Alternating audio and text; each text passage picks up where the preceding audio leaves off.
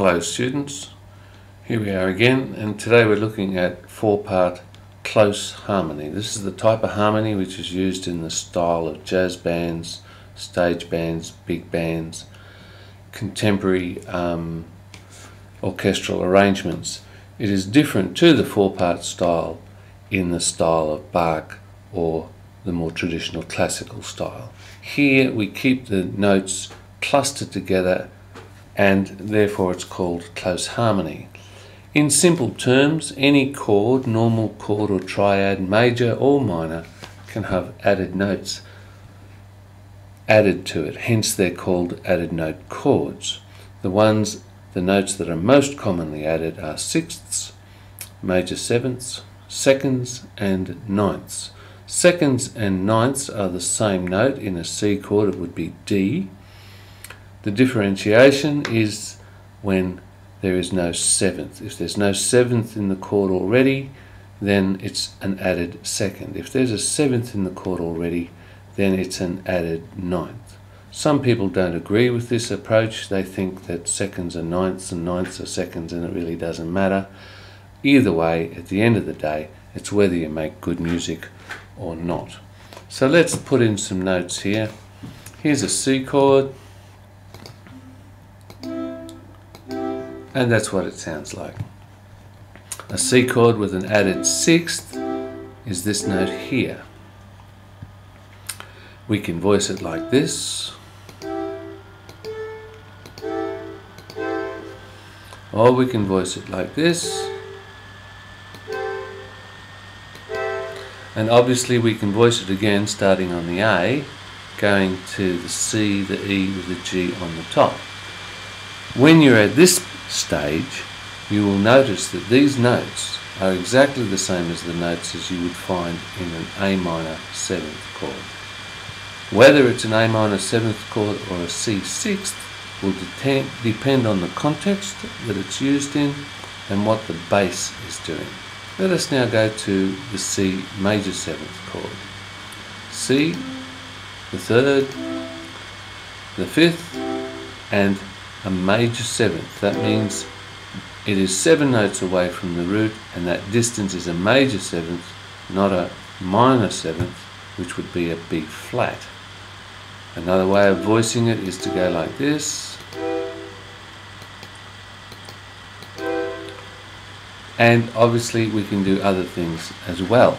If we were to allow our C note to be in the bass and not voice it here in our saxophones, we might want to do something like place that up there like that. And once again it's starting to sound very much like an E minor chord or an E minor 7th chord. Once again it's about context. Here is a C minor 7th with a 9th. To have a C minor 7th with a 9th, we have to omit the C. It has to be taken out, and the C will have to occur somewhere else in the arrangement. Don't forget, we're talking about chords that frontline instruments might be playing, such as 4 saxophones or 4 trumpets, or any mix of those instruments. You could have 2 alto saxes, 2 tenor saxes. It could be 2 trumpets, a saxophone and a trombone. It really doesn't matter. Here's another voicing for this one here.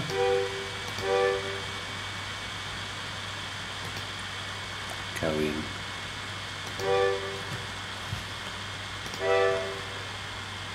And here we have C2. C2 is C, E, G and a second.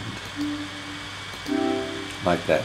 It's a very sweet chord. It's used a lot in ballads. Here is another voicing of the same chord. And so on and so forth.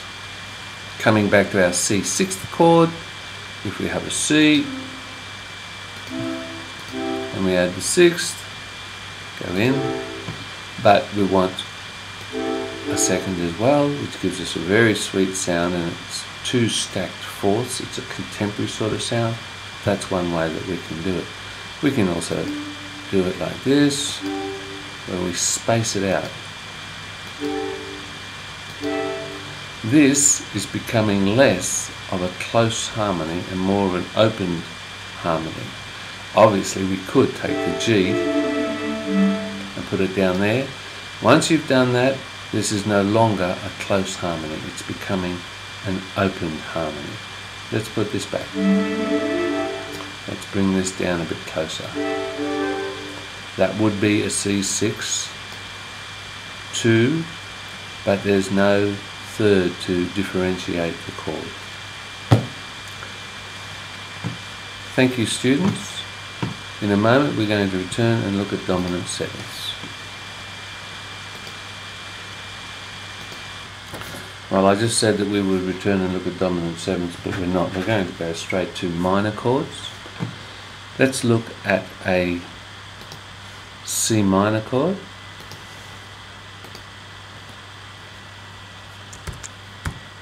And we will add the sixth to a C minor chord. We have the flattened third, the fifth, and please note that the sixth is not a flattened sixth, okay? It is a major sixth. And that's the norm with minor chords. We can invert this. That's an E flat, remember?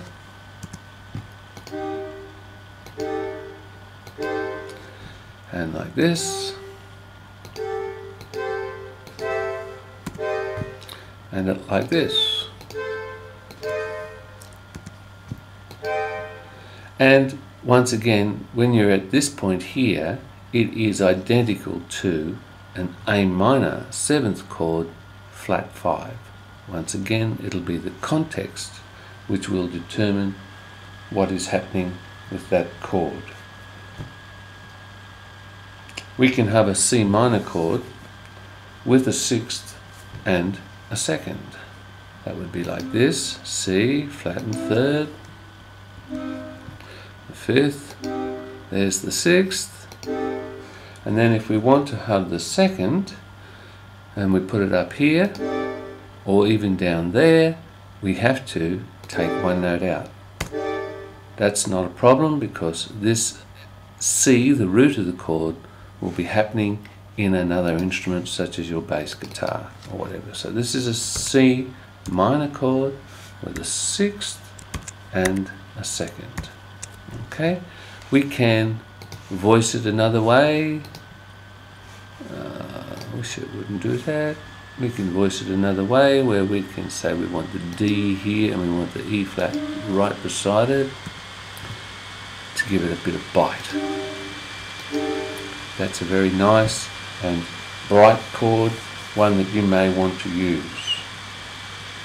The next thing that we can add to our C minor chord is a major seventh.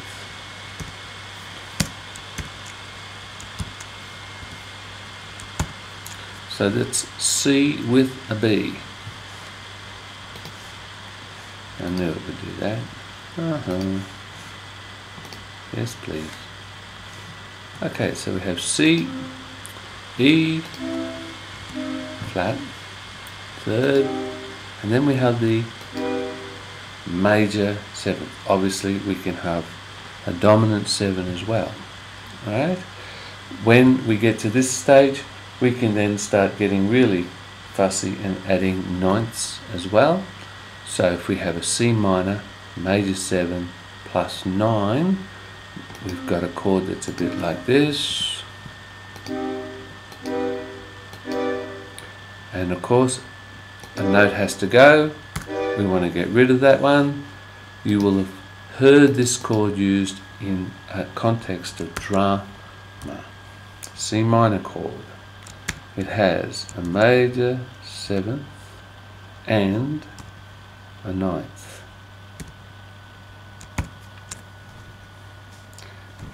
Alright.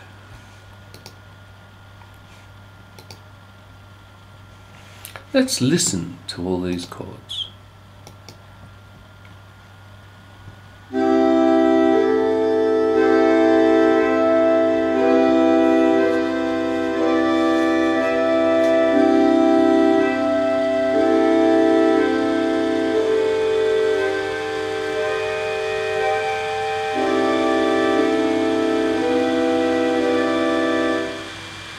and they're beautiful. I love every one of them.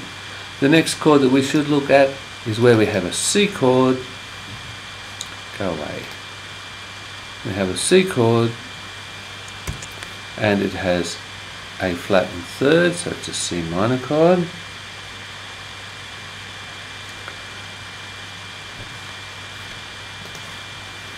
C, flattened third. It has a fifth, but the fifth is diminished. Now this can be written as an F sharp like that, as it often is, but I'm going to write it as a G flat because we like to stack our chords in thirds. Now to this we can add the diminished seventh.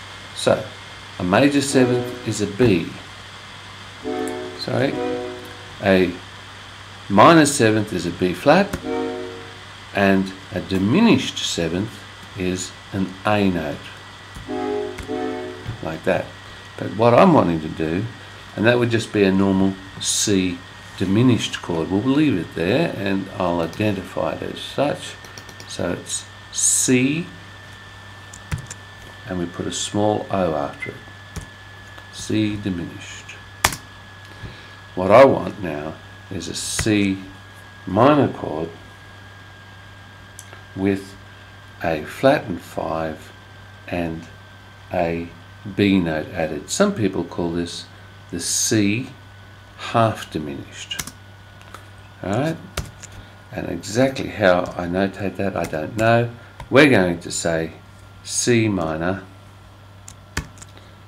flat 5, add B. Didn't like that.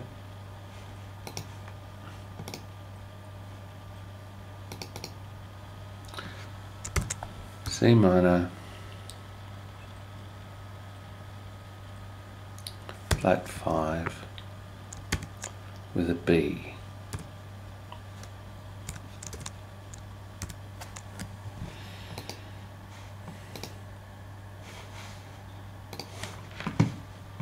And that chord would look like this. Oops. And a B. And it too is a very bright chord. We should have a listen to those few chords. So we're in bar 10. I'll take it from bar 10. Here we go.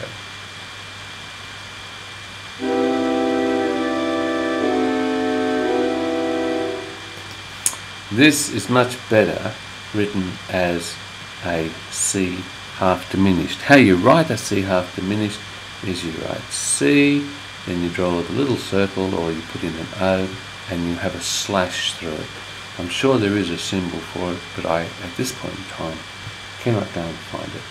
Right, let's move to dominant chords, and we'll use dominant chord in the key of C, and they are, of course, G chords with a seventh. They look like this: G, B, D and F. We can have the F in the bottom, we can have the D down here. They're all G7 chords. We can give it a little space, something like this. But once we're starting to do this, it is not a close harmony. Technically, we're starting to open the chord, but you may have a reason for doing that. What we want to talk about now is that we can almost always add a ninth to our dominant 7 chord. We don't have to indicate the 7th because the moment we put the 9, the 7th is assumed, and that's why we draw the distinction between a C2 chord and a C9 chord, which would have a 7th in it. Let's get back to the G. We need to have our 3rd, we need to have our 7th, we need to have our 9th. Whether we'll have our G, the root, or not is up to us and the particular chord that we're doing. We need to have the 7th, the 9th and the 3rd. We might want to have the 5th of the chord, knowing that our bass player will be playing a G note. We can voice it like that. Obviously we can put the B down here and give it a voicing like that. Once we're at this point here, we've got a B minor chord with a flat 5 and a dominant 7th. That's starting to be like one of these chords over here, but don't forget you'll have a G in the bass, and that's the context that will determine exactly what the chord is. We might want to voice it like that, but if we do that, we're starting to open the chord up. We certainly could voice it like that. Where is this? I should put that in the 7th there. That's another voicing. Okay, that's what we wanted to get onto today. In a moment I'll come back and show you how to use this in a practical application.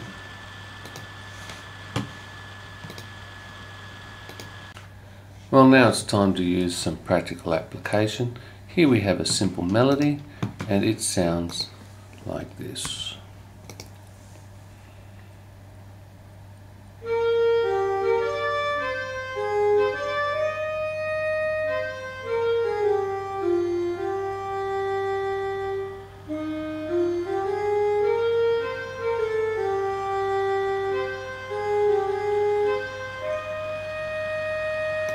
Nothing terribly inspirational there.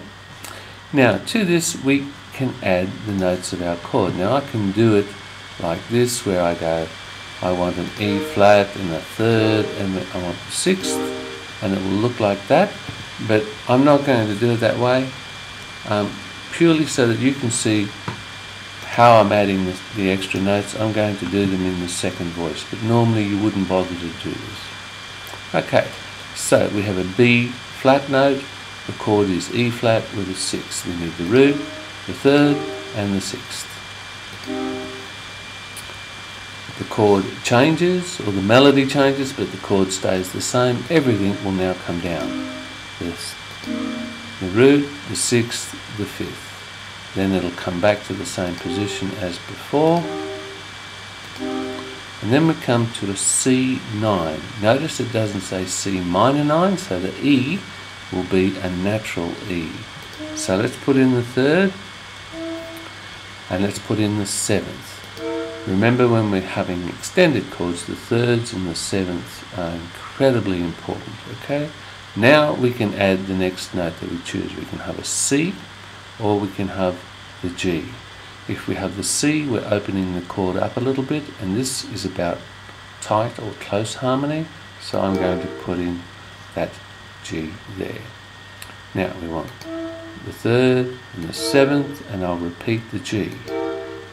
Now we need to go to this chord here, and I notice that this harmony note is higher than that. That makes me concerned, because I would rather that a harmony note was lower, and so there would be a reason where you might drop that second voice out of the way of this movement of the melody from there to there. Or you may choose to leave it there for a crunchy effect. Dropping the second voice is one way of opening out the harmony, and that is our next lesson. I'll leave it there for now and we'll go on. We want the 3rd of the chord, which is the A. We want the 7th. We can have the root and the 5th. The 3rd, the 7th and the root. We already have the 5th. This is not a note in the chord. I'm going to come back to that one. There's the 7th, here's the 3rd, here's the 5th. I can have the root as well. All of these notes can be tied across to a nice long note. Now let's come back to this non-chordal note. It's not a part of F minor. What can I put in there? Well, I can just put the same chord again. We can treat non-chordal notes as if they were the note of the chord. In other words, that D will treat it as if it was a C, and that will be fine. Okay? Our other alternative is to harmonize it as if the whole chord was harmonized with passing notes. In that case, then we would go like this and make that chord a G minor 7th. So what does this sound like? Let's hear.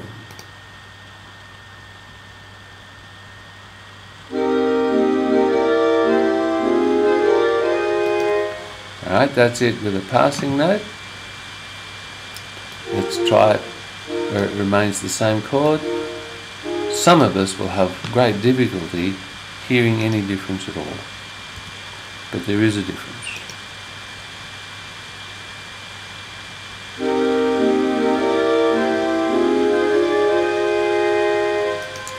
And I will keep doing this, and I'll finish it off and then talk to you about that.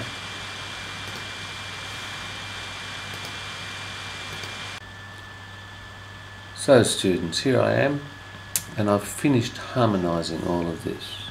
Please notice that I've kept them all up pretty close. This note is a passing note, but I treated it as if it was the A, and I placed these underneath it like they occur there. This is a B flat 9. We've got a 6th present in the melody. We need the 3rd and the 7th. We also should have the 9th, so we better just fix that up now. The 9th, of course, is a C. Okay, and that's how this one should be as well. And then we have a major 7th chord. Here is E flat 6, and we've got the G, the 5th, the 6th, and the root. Once again, a passing note is just repeated, although I could have harmonized that.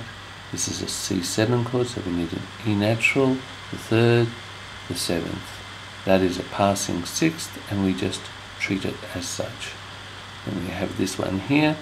This is an F9, so we need to have the 3rd, the 7th, and the 9th.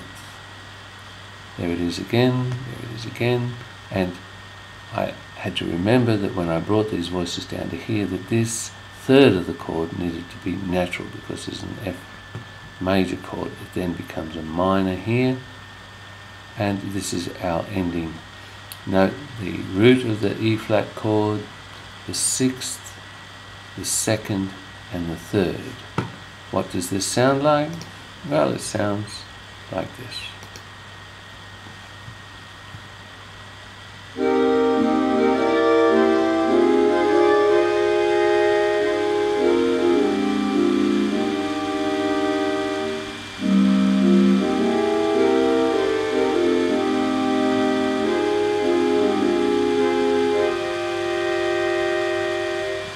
Okay, so let's recap. 4-part close harmony in the jazz stage band style. To any chord or triad, we can add an extra note to create a 4th part. Common added notes include 6ths, major 2nds, 7ths I should say, 2nds, and 9ths. Here is the C, here's the C6th, and here are many examples of how to realize or voice your chords. We can add them to minor chords, such as these examples, and we can add them to diminished chords. That's a C diminished 7th. This is a C minor flat 5 with a B, or a C half diminished. Here is a normal G 7th chord. To 7th chords we can add 9ths, and they can be quite crunchy like that. I'm going to play this from beginning to end. You can hear all the chords, and I thank you for your attention.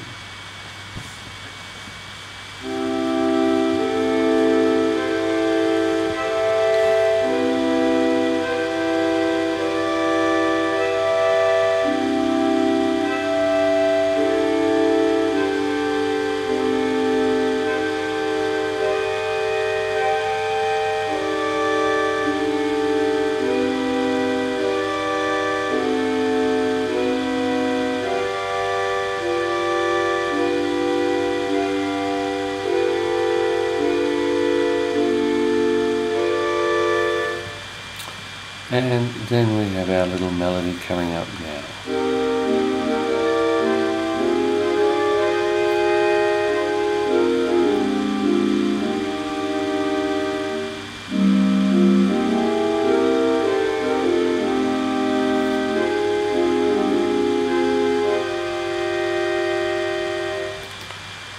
You should go and find some classic tunes, melodies, go find an old fake book and sit there and harmonise them in this 4-part close harmony. It's excellent practice. The more you do it, the better you'll get at it. Thank you very much.